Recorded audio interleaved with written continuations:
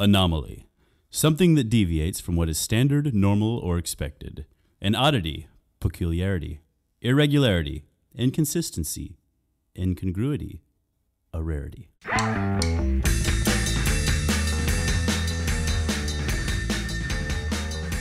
Hey friend, welcome to the Anomaly podcast. I'm Jen. I'm one of two founding co-hosts of the show. One of us is missing. That's because Angela is a powerful, in-demand magic wielder, and her skills in the dark arts of sewing are needed to complete a wicked awesome wedding gown. Magic tends to sap energy, and when you don't have a lot of energy and you try to do a podcast episode, it sometimes falls flat.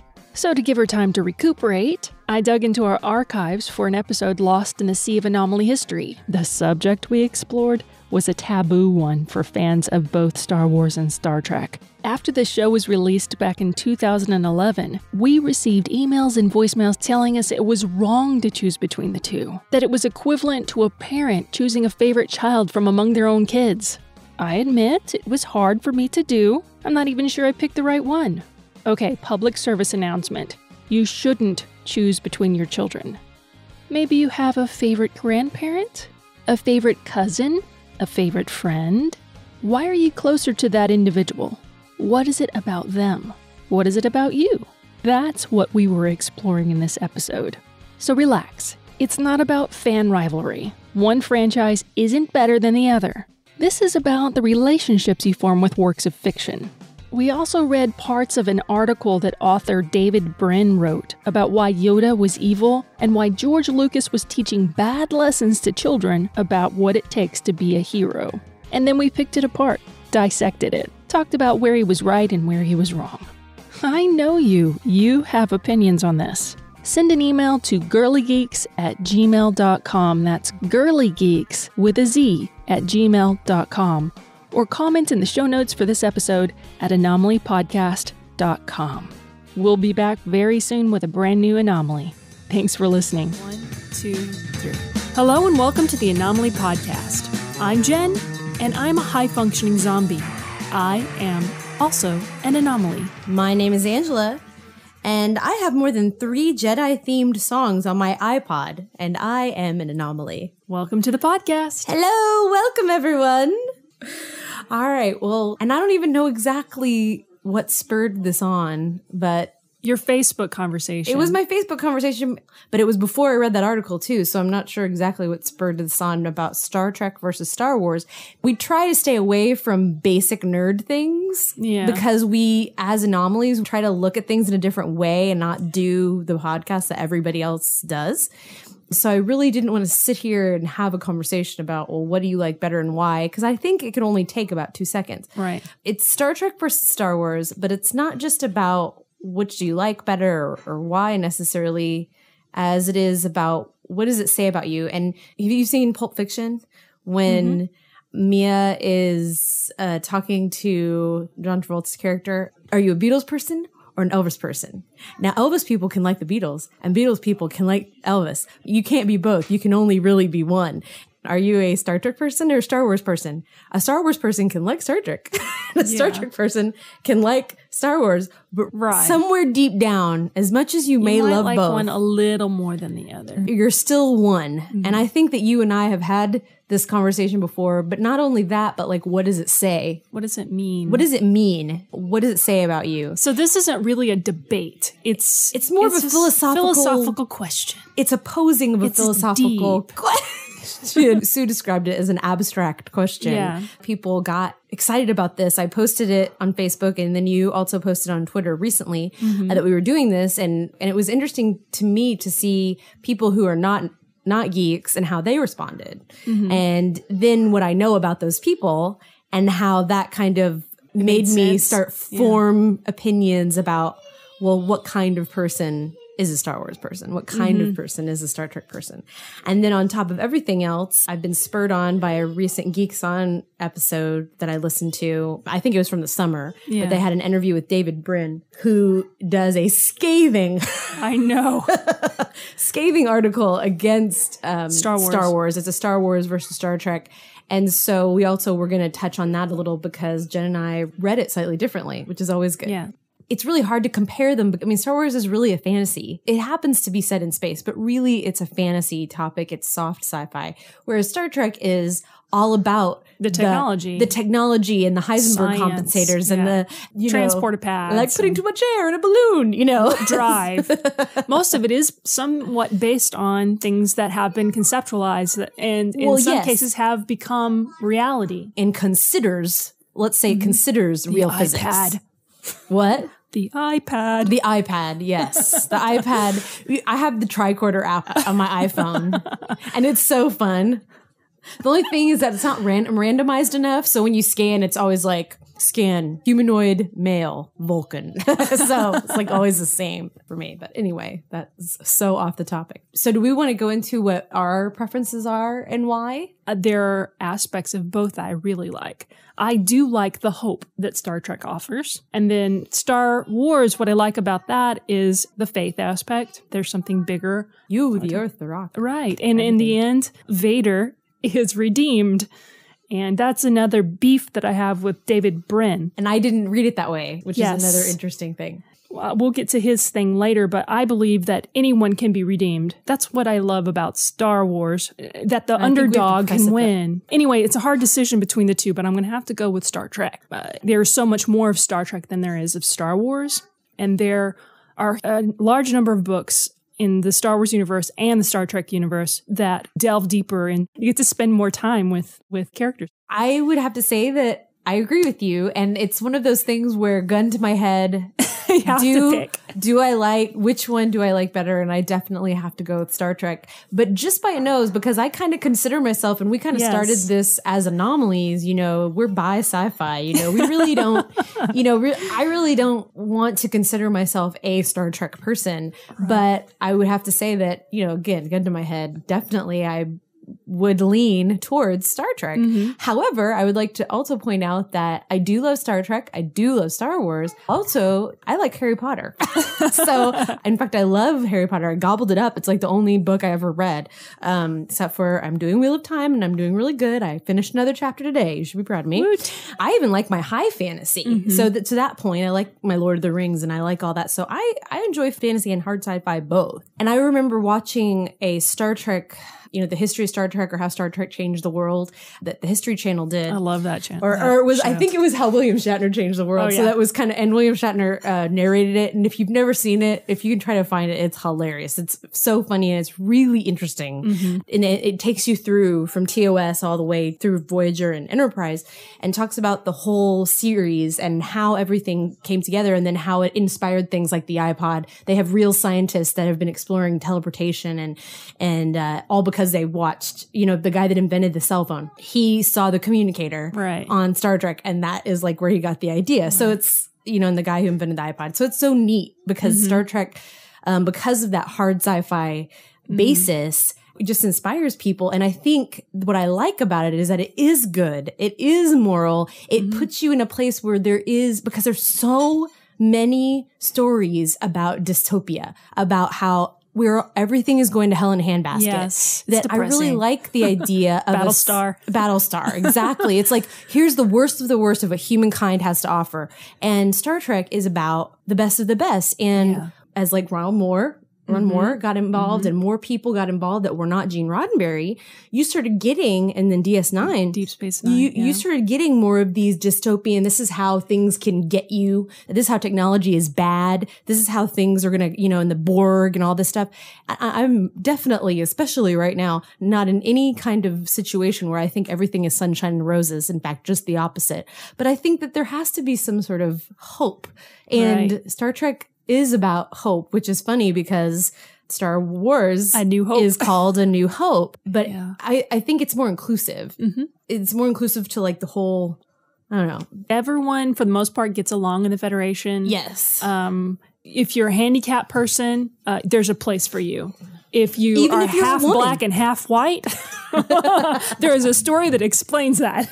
Yes, exactly. and says how stupid it is to be racist against the half black, half white person if you're black on one side and white on the other, or whatever. It's a star-bellied sneeches. Yes. Yes. One argument against Star Trek, I understand, is that it is very politically correct. It is. And sometimes it's a little preachy. Yes. But I think that there is a point to it. One of my favorite episodes that was just plain fun was Fistful of Datas, which there's a review that I did, a video review that I did on YouTube that I posted on Twitter today. I'll put it in the blog so that y'all can see it. And I've thought this too, is that you also dealing with the movie versus a TV show. In 1 or 2 years, you get 2 hours of movie, okay? Let's say. And in 2 years, you get like 50 hours of Star Trek. So you get more opportunity to explain the characters and to be, and you really feel like you know the characters more. We discussed this. This is something that I brought up on a podcast. I think our last podcast or the one before, about how my husband had not really been a Star Trek fan. He had never really, he likes sci-fi and stuff like that. And he reads Orson Scott Card and, so he'd been more into books and of course Star Wars, because like all young boys our age, Right. all like Star Wars. It's not like he didn't want to watch Star Trek. He just nobody really introduced it to him until he met me. And he started watching it in the past few years. And he said, when you take both of them as a whole, even though he didn't grow up with it, he kind of leaned towards Star Trek too. And how the whole thing was treated, as opposed to Star Wars, and how, if you take just TOS and just New Hope and Empire, and that's all you knew, then yeah, Star Wars wins by leaps and bounds. But then when you start adding TNG and some of the movies, and when you start adding that kind of stuff together, and then you also add minuses, episode 1s, 2, and 3, and maybe Jedi, you start getting to a point where it's like, well, this is really great and I love it so much, but maybe Star Trek as a whole has been treated a little nicer by the people who are making it. I've already made the point that I like Star Trek better, but I feel like I need to play the devil's advocate. That's okay. Because Star Wars is kind of getting a bum rap. Oh, right? No, that's okay. But not from us. But because we're going to talk about David Brin and he's ripping Star Wars apart, in my opinion. Yes, Star Trek has a lot more television to offer. Right. But Star Wars has a vast number of expanded universe books and comics and video games to offer. Oh, yeah. Where the stories that you crave that aren't there as far as the movies go are picked up in printed form. And I wasn't saying that necessarily against Star Wars because it's a missed opportunity, right? Because of the different formats, and that just is a technical thing, right? It's just because of the formats are different, right? And not saying that that's good or bad. It's just that opportunity was kind of lost. Well, now it seems like they are switching. Star Trek is returning to the big screen, and Star Wars is on the small screen, a la the Clone Wars. And there has been talk about a live-action Star Wars series, which seems like it's in. They just cannot seem to get it together because their vision for it is so grand. Right. What do you think the Star Trek franchise, as it stands today, is headed?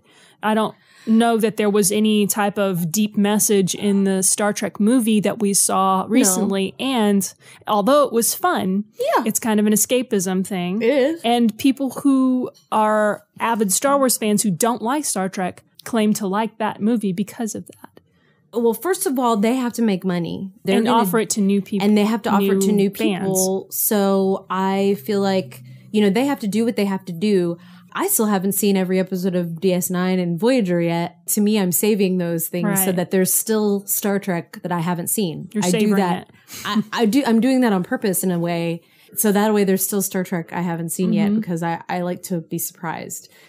And so to me, having what I have already, and I watch my episodes over and over again of TNG, and I would definitely go back and watch TOS again. But that's selfish for me because they can't make money off of me rewatching the videos that I already own. So things are dropping off, and that makes me sad. And the idea that that something would inject excitement back into the brand, then I'm willing for the franchise to take a little bit of a hit and be more showy so that I can have more of what I already love about it. Well, we kind of got off track a little bit. Should we say what we think it says about you if you prefer one over the other? Sure. I mean, please know that this is just a philosophical discussion. We're not trying to put you in a little box. No. It's fun to talk about because there is no right answer. And there isn't. Now, there is a right answer to the question, which Star Wars movie do you like best? But we'll talk about You mean movie trilogy? No, which Star Wars movie do you like the best? Empire is the correct answer, Jen. It's comedy because it's an opinion question and there's a right. Anyway. And the thing is that I'm definitely a Star Wars fan. And we've talked about that before. And we do bash the prequels a lot. But there are some redeeming qualities. Like the lightsaber battles. Lightsaber battles, the choreography, the costuming, the music, as we've said before. And I'm sure that my son will enjoy it when he's 8. No, we're so mean. We're so mean. So what does it say? What does it say? I think Star Wars has a more universal appeal. I think you do not have to be a geek to enjoy Star Wars. And I think that's good. I think the fact that it reaches out to everyone kind of, and everyone can enjoy it, and it has more of a universal appeal. I think that's good because it's more outreach. It's better for that reason. And so you can be kind of a quote unquote normal person and like Star Wars. Yes, you can be a fangirl or a fan guy and like Star Wars at the same time, but it has a more universal appeal. I think it means that you believe in fantasy, you believe in things that are greater than yourself, you believe in magic. It's faith-based, and it's a little more suspension of disbelief. I think Harry Potter also does the same thing that Star Wars does, is like that one person, that one, that chosen one who's going to come and save us all. There is something to that, and there's a grand epic fantasy, and even David Brin talks about this, is that he even says in his article, he doesn't like it, but he admits that it works. He admits that people are moved, and it's okay to be moved because it's a grand story, and grand stories move people. Right. Kings and queens and chosen ones, a farm boy who becomes a hero. I mean, that's epic. That's awesome. And I think you're more likely to enjoy that type of thing if you like Star Wars. I think that's true. And that, the people who like Star Wars maybe believe that one person can change the world, and the people that like Star Trek believe that you work together to change the universe. I like that. It's a cooperative thing. In Star Wars, I think you have to believe that there is an evil that can corrupt everyone. Whereas in Star Trek, on that same notion, it's more of the reason we don't get along is because we don't understand each other. And if we could just understand each other, then we could get along. Yes. And this is just an observation, and I'm not saying that it's absolutely set in stone. I'm just saying that the number of people that I've met who say Star Wars without a doubt all the way, buddy. Yeah. They seem to be more conservative. Really? Yes. I would think the opposite. There are some conservatives who prefer Star Trek. Don't mean to label anyone. But it's just an observation that I've had. This is another thing that I don't necessarily believe because, like I said, I prefer Star Trek. I hope that one day we can be like that. No one is working for money. They're doing things because they love what and I realize that is the most utopian, absurd thing. But I agree. Yes. I agree. That is something to look forward to, that, to have as a goal, but that we could evolve to the point where we would have to be evolved. Yeah, we would have to evolve emotionally past greed. Yeah. And be able to work towards a common, like you said, work together. Working together towards a common goal, and have the hierarchy just be a means of organization. Yeah. And not really be a power grab. Right. And Star Trek is often called a socialistic society, being... Right. Well, it's a military-industrial complex. It is. I mean, basically, but... And that's what's ironic about it. You have this society that has progressed so far from where they were as far as being, a violent culture. And I'm talking about Earth specifically. They were violent. They've evolved past that. They've become a people who strive to learn and help people. And that's their goal, is to learn and help. They put that package in the military, which I have all the love in the world for the military. They do relief efforts and stuff, but primarily at this moment in time, they are defense. They keep us safe and they protect our freedoms. But in Star Trek, the military has a different role. They still protect, but it's not as frequently. Right, it's for exploration. It's kind of like a band of scientists with a banner of the military, You know what I mean? Yes. Under the banner of the military, which is kind of an odd combination to me. I think that's good, but that's the whole point. That's why we're having the conversation. Yeah. Do you want to talk about the David Brin article? It's a little too long to read on the podcast. We're not going to read it. Can you tell people where you found it? All I did was type in David Brin Star Trek versus Star Wars, and it'll come up. Brin is spelled B-R-I-N. He's a hard science fiction author, and he wrote The Postman, which was a Kevin Costner film. Yes. I was turned on to him through the Geeks On podcast, and then he wrote this article actually in 1999 after he went and saw episode 1. And the first thing I want to ask you, because I actually agree with a lot of what he has to say, which is interesting because you read it much more negatively than I did. I had this on my desk at work and I couldn't read it while I was actually working. So I didn't complete the article. So it's a little, I mean, it would be wrong of me to judge it without having read the whole thing, but what I have read, I disagreed with. Oh, okay. Interesting. Because this is the first thing I want to pose to you. This is the question that the whole article kind of comes down to that I think is interesting, is knowing what you know about the Star Wars universe and the Star Trek universe. Yeah. Where would you rather be a Joe Schmo? Which universe? Would you rather be just some random dude, you know, living on a planet somewhere? Which universe would be better for you? I would say Star Trek, but the crystalline entity and the Borg might get me. That could happen to anybody. I mean, like something tragic could happen to anybody. You can get a car wreck. And the Doomsday Machine, the Cardassians. That notwithstanding, as far as just Joe Schmo from what you know about each universe, where are you likely to live out your days? I have to say Star Trek, because the Imperial stormtroopers, they'll come regulate you and ask you for your papers and hassle you about your droids. That's all, because to me that was what the article was talking about. I understand that point, but which one? But he's super critical of Star Wars, and I don't believe that is fair. And I'll just, if I could read a couple of excerpts. First of all, his title is Star Wars Despots versus Star Trek Populists. Why is Lucas peddling an elitist, anti-democratic agenda under the guise of an escapist fun? I boycotted Episode 1 Phantom Menace for an entire week. Why? What's to boycott? Isn't Star Wars good old-fashioned sci-fi? Harmless fun? Some people call it eye candy, a chance to drop into childhood and punt your adult cares away for 2 hours, dwelling in a lavish universe where good and evil are vividly drawn without all the inconvenient distinctions, that cluttered daily life. Got a problem? Cleave it in half with a lightsaber. Wouldn't you love just once in your life to dive a fast little ship into your worst enemy's stronghold and set off a chain reaction, blowing up the whole megala from within its rotten core while you streak away into safety at the speed of light? It's just a nifty notion that it happens in 3 out of 4 Star Wars flicks.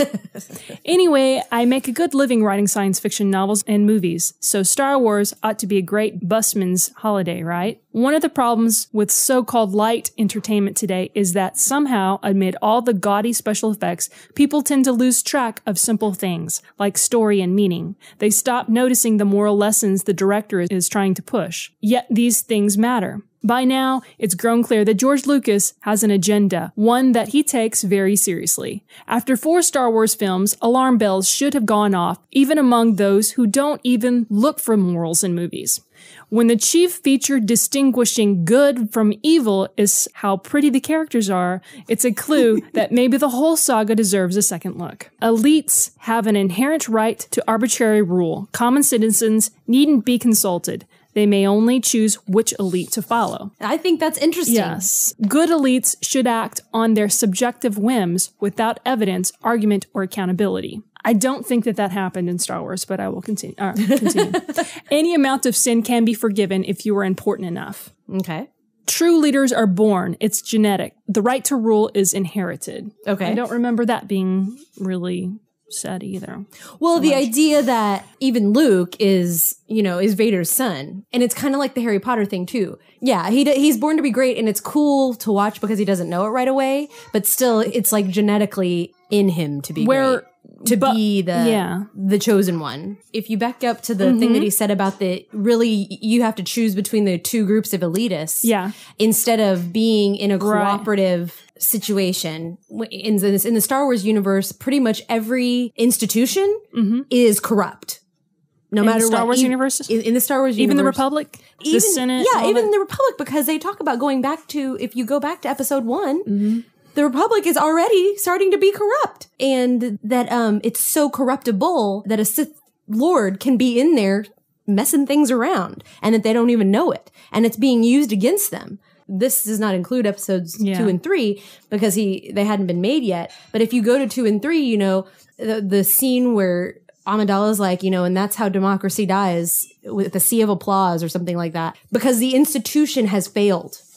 The institution of the democracy has failed because they all voted to make him, you know, and George Lucas is saying the way that we are doing things doesn't work. And really what you need is an inspired leader, somebody who's better than you, to take over and tell you what to do because they're better than you. And that the Star Trek universe, on the other hand, says, you know, the institution is basically a good place, and that yes, there's going to be corruption. Yes, there's going to be things where people screw up, but that basically the group gets together and they figure out how to fix it. And that's why it's utopian in a way, because it assumes that everybody has your best interest at heart. That, you know, if you talk to the Admiral of Starfleet Command, that he or she is basically a good person, and that if there is corruption, it gets rooted out very quickly. You know, you have one episode and boom. That is what I got from what he's saying. And I'm not saying that I agree with every single thing, and I don't want to say that I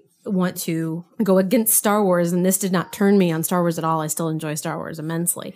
I'm just saying that I see his point. In the original trilogy, the whole point was that they were overthrowing the corruption. Right.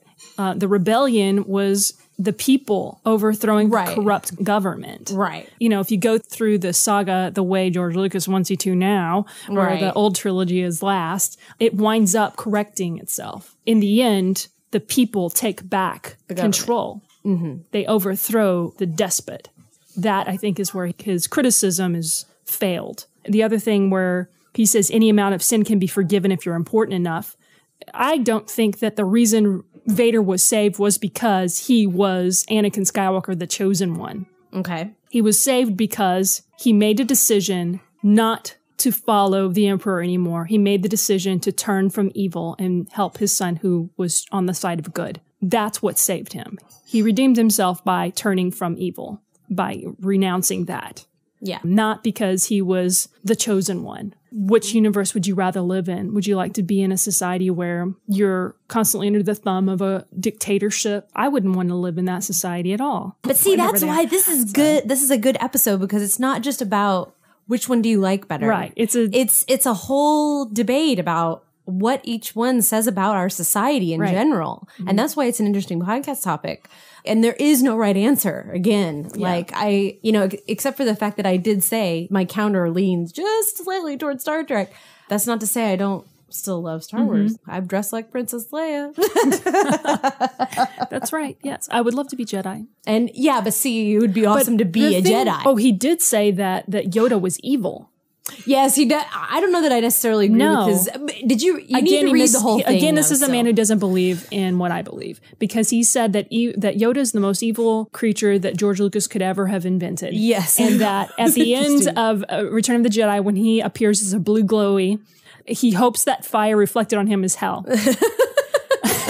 And because his point on Geeks On Podcast that we heard him say, when he says, do or do not, there is no try. Luke should have said, to hell with you, buddy.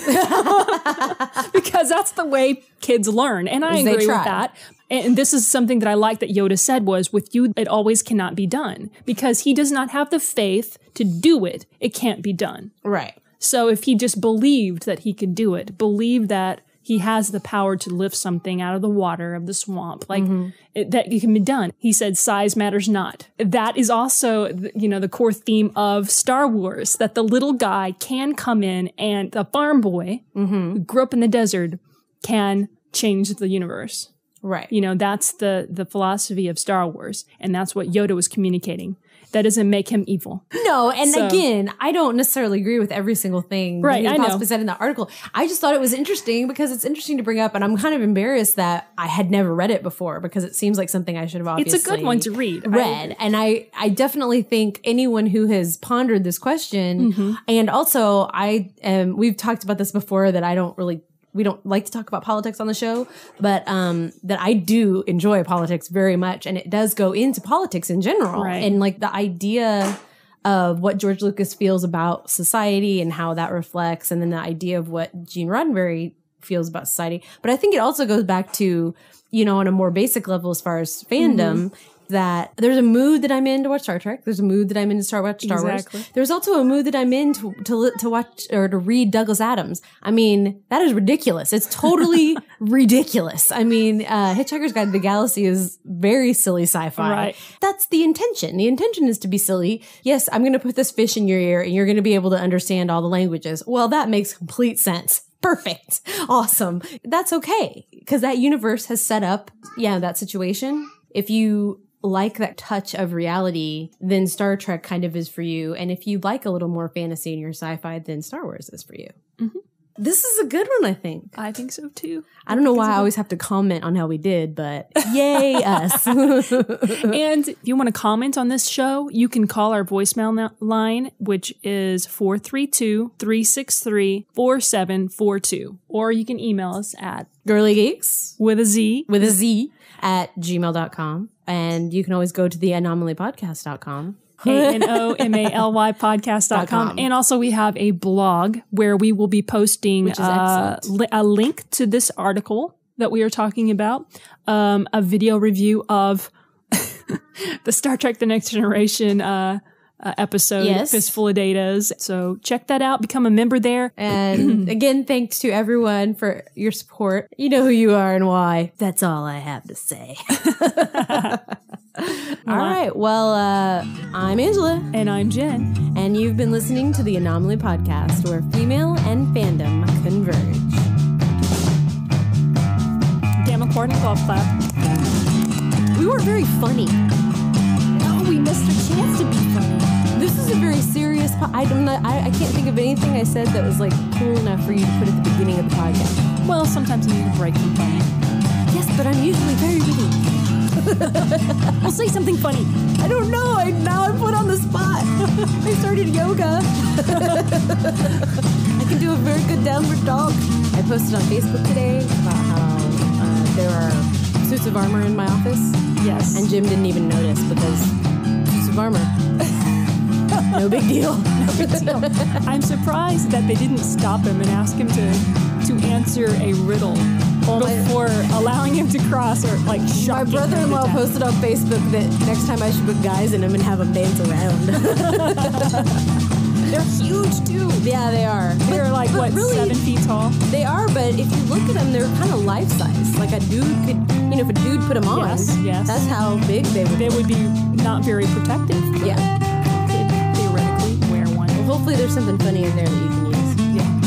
Woo-hoo!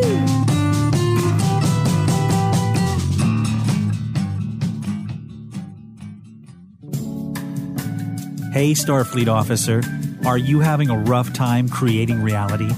Has spaceflight got you down for the count? Well, we've got just the thing for you. Chief O'Brien's Heisenberg Compensators. Yes, that's right. Your personal compensator to make your hollow dreams reality. Just set these enhancers in a trimetric position around your holodeck item and beam away. Impress your captain. Amaze your friends with Chief O'Brien's Heisenberg Compensators. 35 strips of gold-pressed platinum plus beaming and handling. Ship-to-ship communication to Data's Deals, Utopia Planitia, Starfleet Docking Station 12. Chief O'Brien's Heisenberg Compensators. Your fantasy, our reality. Let them materialize today.